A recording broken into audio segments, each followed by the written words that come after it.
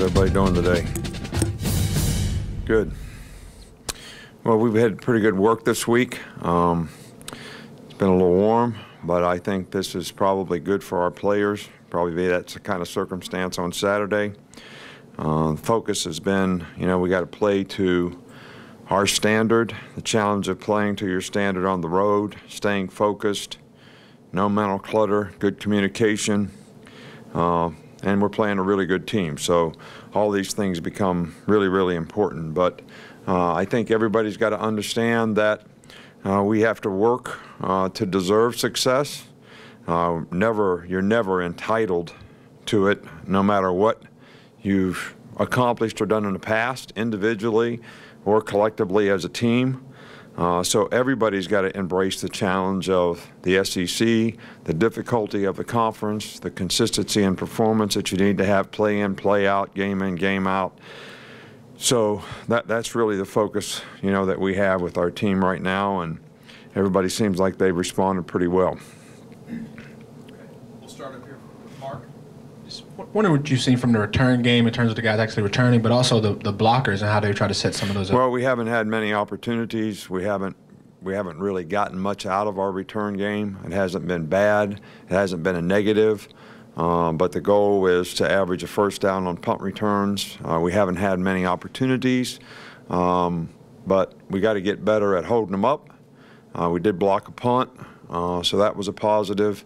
Kickoff return, we haven't had many opportunities, but the opportunity that we have, we want to get drive starts, out there by the 30-yard line, and we haven't really accomplished that. So those are both two areas where, we need to continue to improve and work. I think the returners have done fine. They've done a good job of handling the ball. I just think we have to do a better job of executing the returns so that they have an opportunity to make plays. Back over here with Michael. Just wondered how Josh Jacobs was looking since he came back from his injury, and what the plan is for him going forward.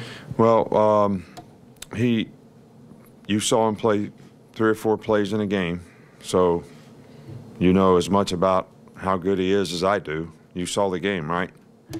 Yeah. All right. So he is what he is. We didn't want to play him too much in that game. Try to feel his way back.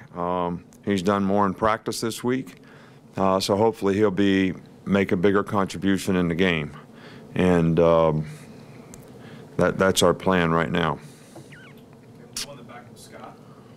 Hey, Dave, you told me a few months ago you have that defensive eye. When you look at a defense, obviously, sometimes you can help your offense because you know how to attack it. Is that the case this week with a defense like Vandy? Well, they are really good on defense. They're good because they got really good players. They're very aggressive. They got a good scheme. They don't make very many mental errors on defense. They're good enough in the secondary to match up with you and play man-to-man. So if you can't beat man-to-man coverage, you're going to have, some issues and problems. They do a lot of stemming and moving up front. So it's really going to be important to communicate well so the offensive line can execute and change the calls that they need to make. This is an attacking. When I say attacking, I don't mean necessarily blitzing attacking, but I'm talking about striking, upfield, being very aggressive, playing downhill with the linebackers, and they do a really good job of that. So, I don't know that there's, any magic other than we're going to have to do a really, really good job of executing. Got to take care of the football against guys like this. They've been pretty ball hawk oriented in terms of their turnovers. Got a couple more right here than Alex. How much do you think volume of plays and time of possession, or lack of time of possession maybe on offense leads to more yardage given up and defensive lapses, or do you think the defensive lapses again create the? Well, I think it's a combination of both. I mean, when you play defense, you don't get off the field on 3rd down. You extend drives. All right, so rather than being 3 and out, you end up playing 10 plays. Like in the 4th quarter, if that's what you're alluding to, they had lots of plays and scored 14 points, but we gave 3 first downs on penalties, on 3rd down, where we would have gotten off the field. So that extended a drive that they eventually scored on. So we didn't have a lot of opportunities on offense, and when we did, we didn't keep the ball very well. So it's kind of in that time in the game, in the fourth quarter.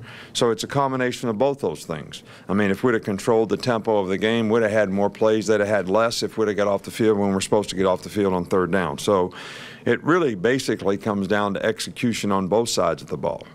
You know, like Clemson had all the plays that they had in the game last year because we didn't stop them on defense, but when we had opportunities on offense, we didn't keep the ball. We had 4 drives where we were 4 plays or less than out, you know, in the second half. So it's a combination of both. It's not one or the other. It's a combination of both. Okay, we'll wrap things up here with Alex.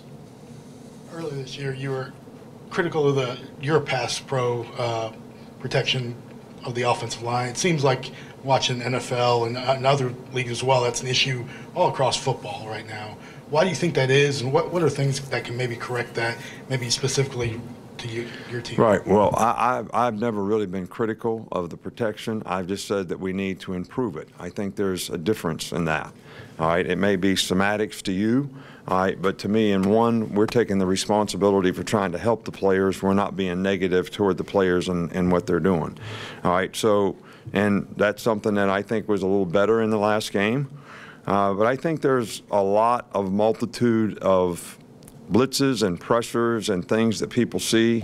Obviously, people who open up more and getting 4 wideouts, you know, you put more pressure on the offensive line relative to how you can give them help, because it's got to be 5 or 6 man protection. That's the best you can do.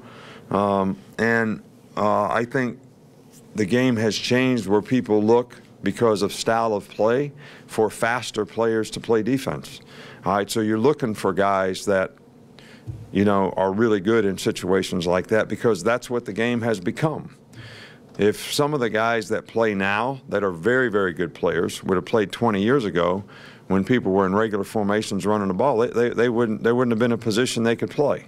So the style of play and the style of players has changed, relatively speaking. You know, in our case, you know, we've lost 4 or 5 of the best pass rushers that we have.